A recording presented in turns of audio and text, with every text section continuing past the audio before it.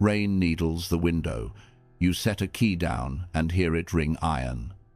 In the note, you grasp that some people read stability as a lock.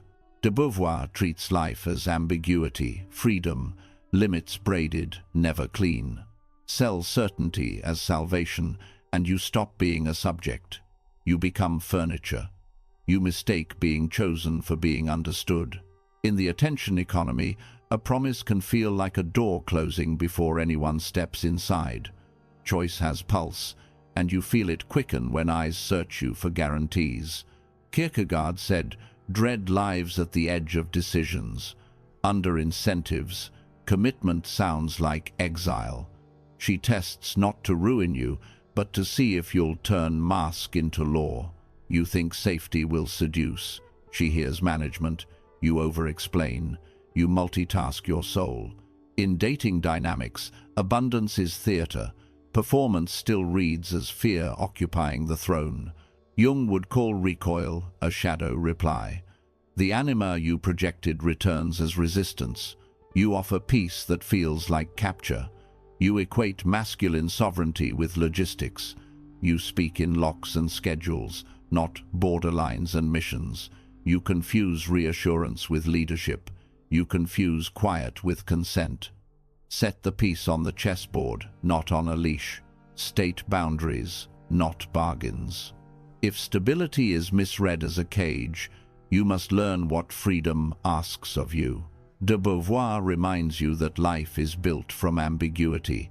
You are both subject and object, becoming, never finished some rebel, when stability hardens into a role that edits choice. You want reassurance, they want room to choose. You mistake being reliable for being alive. On this stage, gesture suggests a script, and a script suggests control. In existentialism, love survives only when two freedoms stay in motion. Sartre names the cheat bad faith. You pretend certainty to escape responsibility, and others perform agreement to escape conflict. Both feel safe. Neither is free. You outsource decisions to trends, polls, timelines, then call the result destiny. You think commitment is a promise. It is a practice. The attention economy rewards hedging, so ambiguity becomes a currency. You pay with presents you never actually give. Nietzsche cuts deeper. Style is a chosen hierarchy, a law you wear. If your style is reassurance, you enthrone fear and call it care. Choose a form that fits your mission, then let boundaries speak for themselves rather than make bargains. You want applause, you need standards. That is the quiet grammar of masculine sovereignty, the difference between posture and rule. Lacan explains why rebellion returns. Desire moves around a lack, not a checklist. Gamified swipes, soft life reels, and grind sermons rotate the mirror. In modern dating dynamics, exit options are theater, selection signals are character. To act with authority, you must see the trap that keeps you performing. Please start with the lie. You sell stability as comfort, and she hears custody. Jung would call friction an anima projection, the unmet feminine in you cast onto her, then punished when it moves. You mistake being chosen for being secured in modern dating dynamics, which read as leverage rather than love. She resists the script, not you. A mirror returns intention, management, optics, insurance. You volunteer for tests you never name. De Beauvoir treats love as a pact between subjects, not a trade in objects. When you brand yourself as security provider, you slide into furniture. Ambiguity is not a bug, it is the condition of choosing. Under the attention economy, promises become contracts with fees. You think assurance is devotion. It reads as surveillance. She challenges the throne you erected from guarantees. Guarantees erase movement, and movement keeps desire breathing.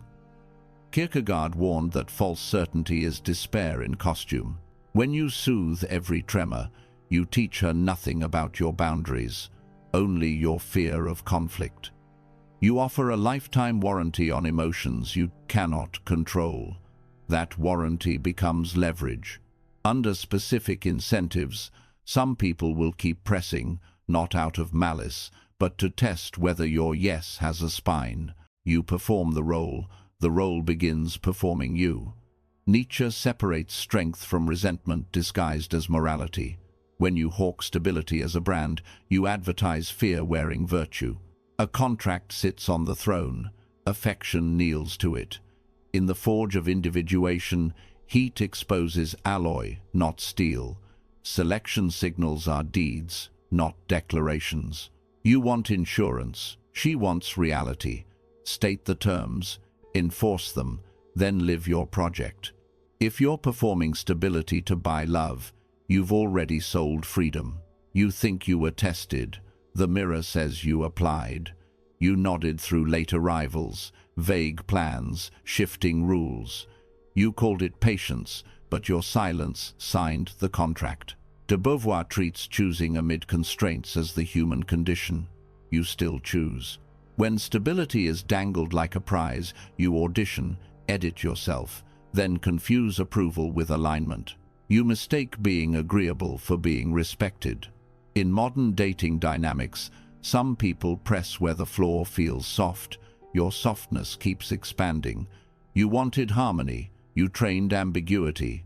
You tell yourself strategy, not sin, responsibility, not blame, and yet your calendar shows you prioritizing the relationship theater over the work that grants masculine sovereignty. Then the shadow speaks. Jung would tell you that the part of you that fears conflict volunteered to carry it. You step over small boundary crossings, then resent the pile.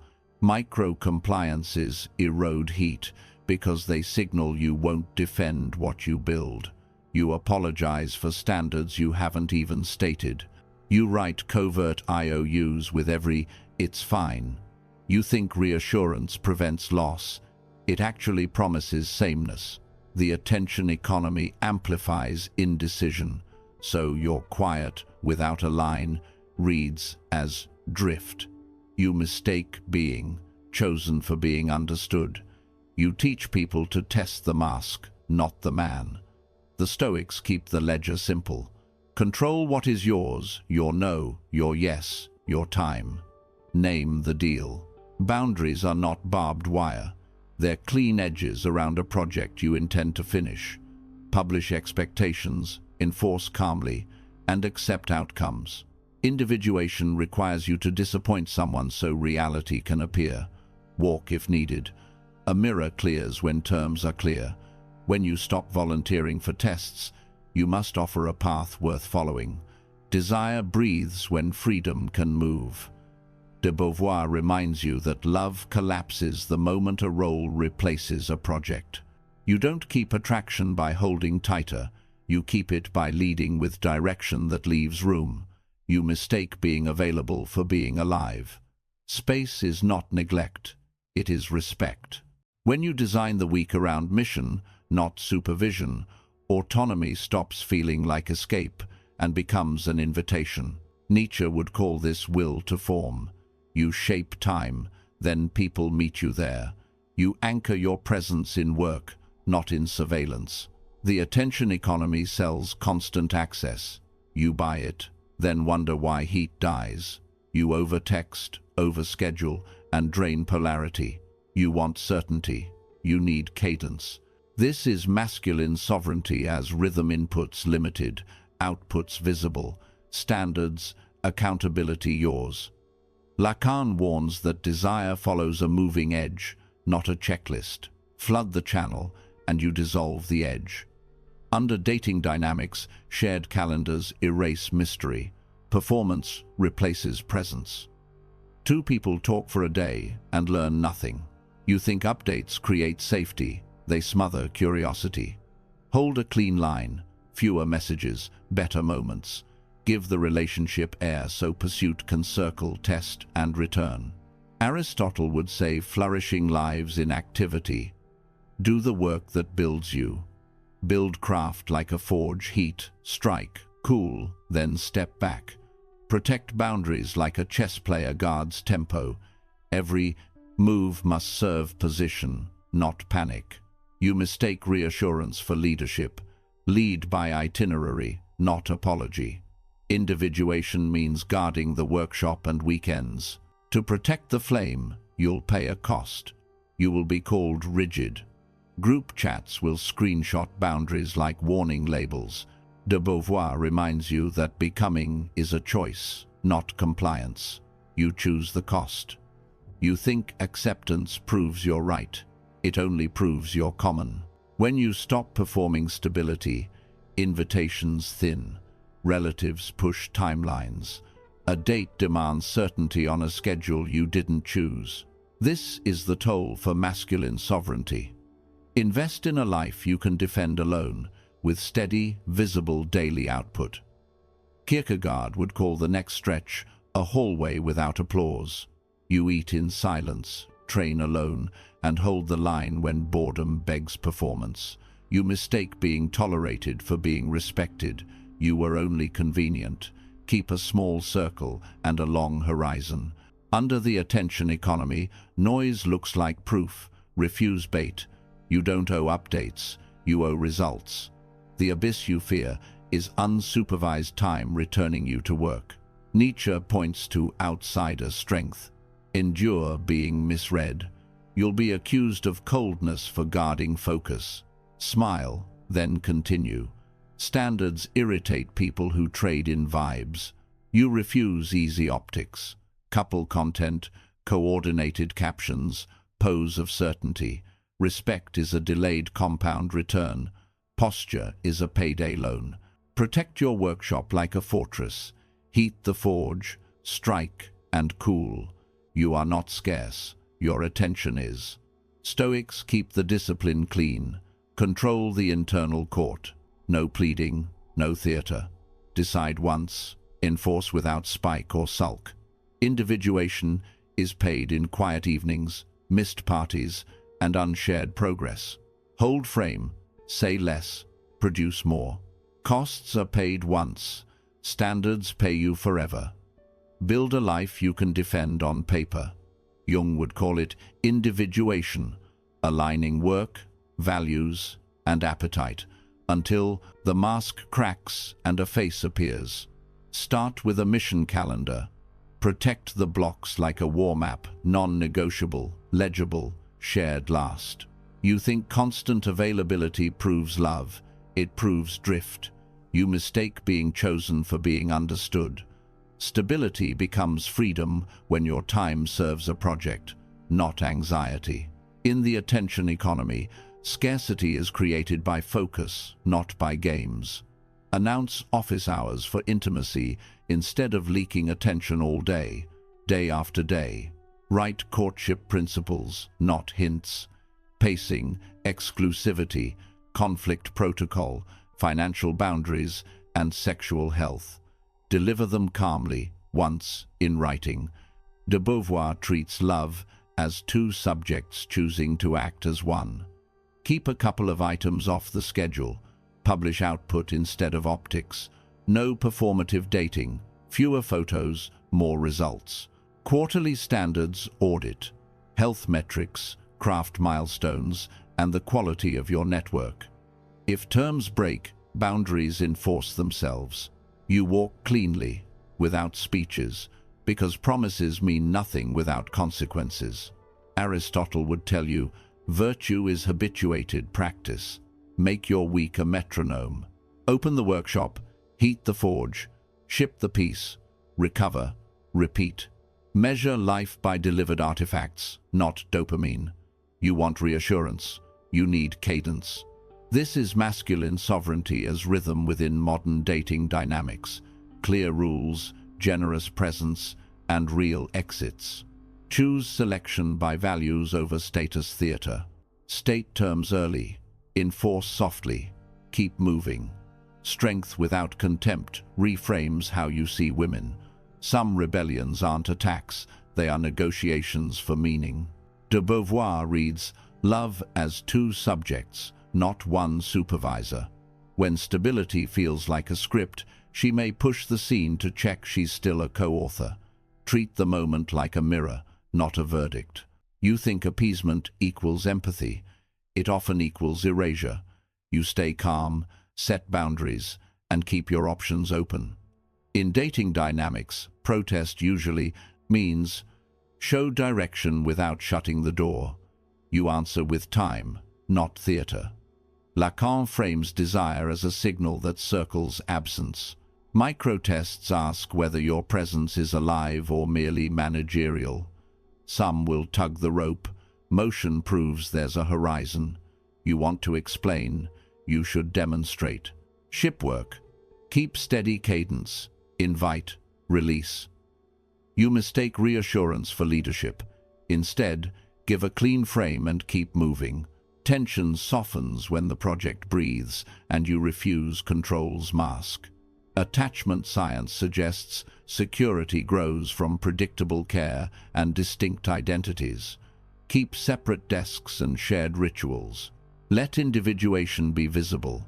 A craft ledger, health rhythms, decisions owned. Masculine sovereignty shows as warmth with edges. Yes means yes, no means no, and the workshop guards it. You don't manage her freedom. You honor it and offer a path. With respect restored, make a vow bigger than romance. Craft is how you turn stability from leash to launchpad. De Beauvoir reminds you that freedom proves itself in projects that outlast moods. Build a workshop life that explains your choices before you speak. Write the vow as work. Open the shop, ship, recover, repeat. You mistake being reassuring for being reliable. Reliability is visible output. Publish a craft ledger so selection is by values, not noise from the attention economy. Make the law you wear. Nietzsche would call it style, chosen as rule, hours, disciplines, alliances. Inscribe boundaries as architecture, not arguments. State courtship principles once, in writing. Schedule quarterly life audits, health, craft, capital, community, and cut what breaks cadence. You want applause, you need standards. Masculine sovereignty arrives as quiet logistics that protect energy and give love a breathable structure. Signals must cost you. Following Frank, build credible commitment through visible sacrifices. Delete the preformative pipeline, refuse hypergamy theater, choose fewer platforms and more mastery. Host fewer updates and more dinners. Keep money clean, calendar clear, promises scarce, presence dense. Credibility is a forge. Heat, strike, cool. Reach for tradition without nostalgia. Civic oaths-oriented private life. Your version is a mission card on the wall and a room arranged for legacy. Invite a partner to join a path, not to manage it. You don't chase certainty. You build a throne strong enough to hold doubt. Mission first or nothing, with clarity.